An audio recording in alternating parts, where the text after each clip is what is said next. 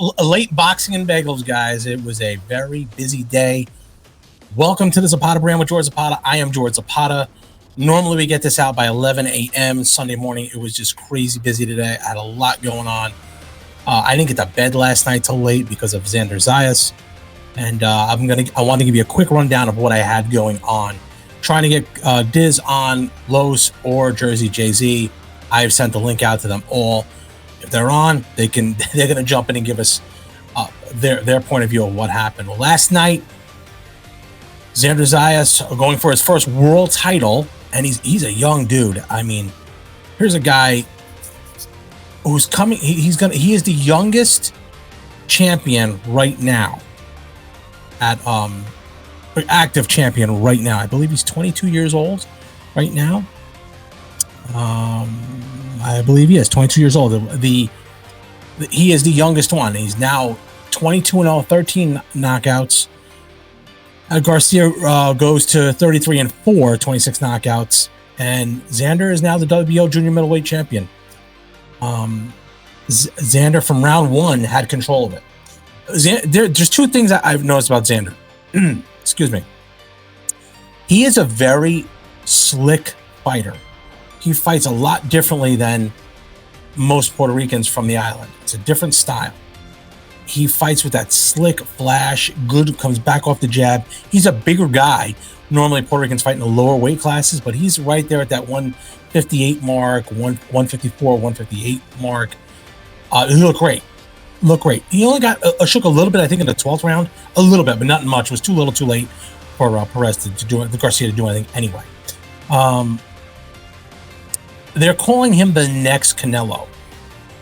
Or next Canelo type fighter, face of boxing. Let's pump the brakes a little bit. I think he gets hit a little too much. I haven't seen him we haven't really seen him get his chin tested. Everyone is so quick to point out who the next big thing is. He is no Trinidad. He is no Cotto. I think he can be, but I don't know if he's going to be to that level, at least right now. Cotto and Trinidad were very young, and they were pushed through. They got the backing of Puerto Rico, and I think Xander does have a lot of backing from Puerto Rico, but he was raised in Florida, so I don't know if that's going to play a part in it. You know, Trinidad and Cotto, they were Puerto Rican from the island. They were through and through Puerto Rican. Trinidad, in fact, didn't really speak much English, so that's going to be a problem to cross over to the American people. But I think he does have the talent. I mean, he's a talented kid. He's slick. He's quick. Very good puncher. Different combinations. The only knock on him, and I will say, I'll give you the punch stats real quick. He landed 109. Xander Zayas landed 199 of 522 punches. That's 38.1%. Garcia landed 130 of 603. It's still elite efficiency from Zayas, but and volume. But the one thing I noticed, Zayas doesn't have much pop. He doesn't have that one punch knockout power that I think you need to achieve that kind of level, the superstardom level. He has the good looks, he has the good speed, and he has the good jab. But I don't know that there's something about the Trinidads and the Cottos and the Edwin Rosarios that just were different. Everything was just different about them. Even the other Puerto Rican fighters that came out. Oh man, I forget his name. I'm Puerto Rican. That's something. There just was something about those fighters that were different. It was way different than what I expected from him. Wilfred Benitez. That's the guy I'm talking about. Puerto Rican guy. So I don't know. Is this guy really going to be that good? I don't know if he's superstardom, but I'll tell you what, he brings a lot of excitement to New York. He still hasn't even fought in the main room in the Garden yet. When you start fighting in the main room, that's when they know you're going to be a superstar. Quick recap also on the undercard. Shu Shu Carrington earned the interim WBC featherweight champion with a unanimous decision, 119, 109, 120 to 108 twice. Just a masterclass here Tejada didn't have much, but Matias Tejada didn't have much to offer him. He had his moments, but nothing crazy. Great body work by Shu Shu. Unbelievable up and coming fighter. Shu Shu is New Yorker, loves fighting in New York. He's a guy I think you're gonna have to watch out for in the featherweight division. He's a guy who's really moving through the ranks pretty quick because he's a little older. I believe he's 27, 28 years old, so he's a little bit older than your normal prospect.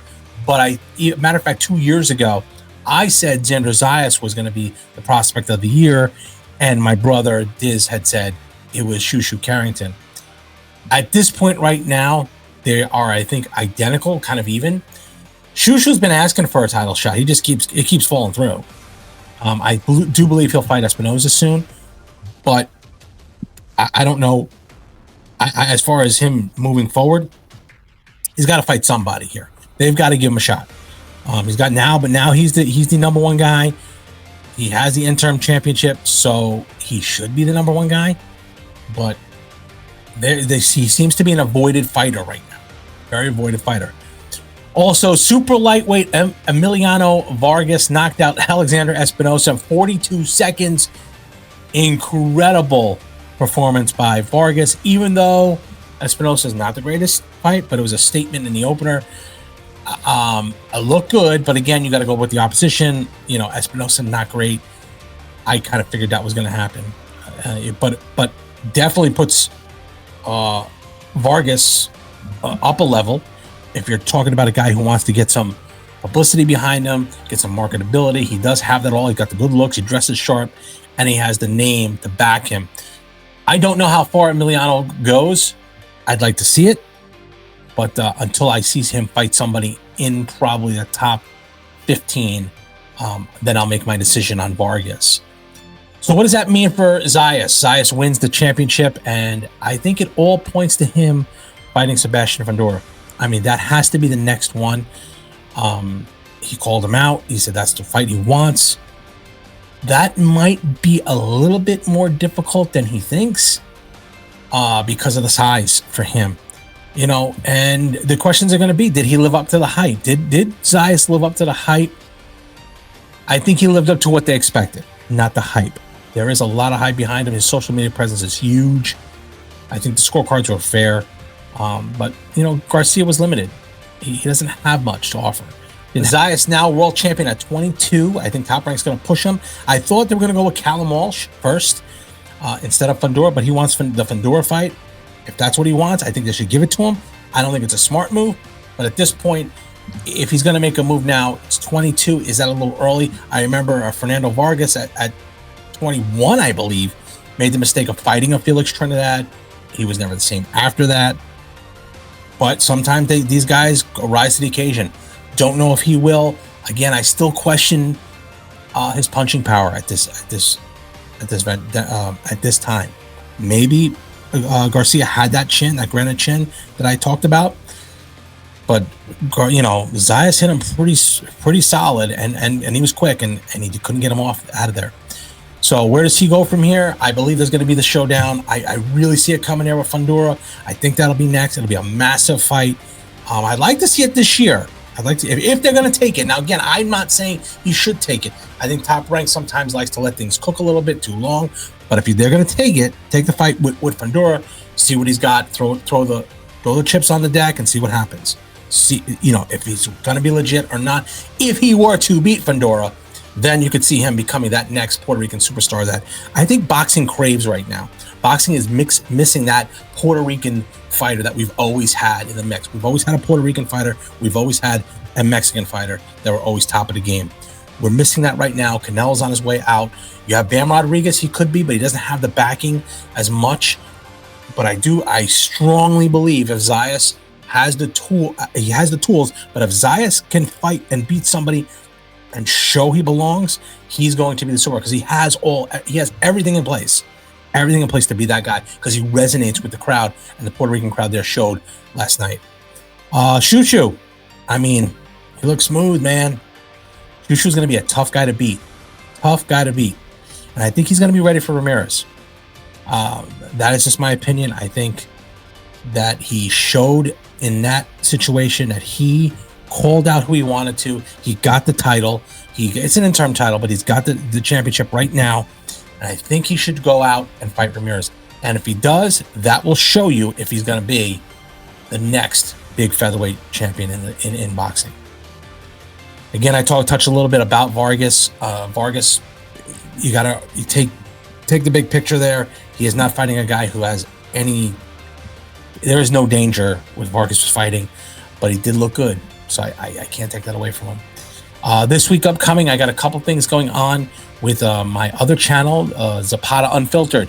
Like and subscribe to that channel. Like and subscribe to this channel if you have not already. We'll have all the boxing, combat sports, MMA going. There wasn't a boxing MMA show this past weekend. Didn't really do much for me, so I really didn't look at it much. So I can't be educated enough to tell you about it. I know Robert Whittaker looked good, losing a split decision though. And that was probably the only fight I looked at, really. But this week, I'm finishing up the Kevin Iole documentary. I will finish up, have it out in August. The first week of August, I'll have it up. We're waiting for 2 more people to come on the show to talk about Kevin, and then I'll throw that into the documentary. Other than that, guys, Boxing and Bagels returns next Sunday.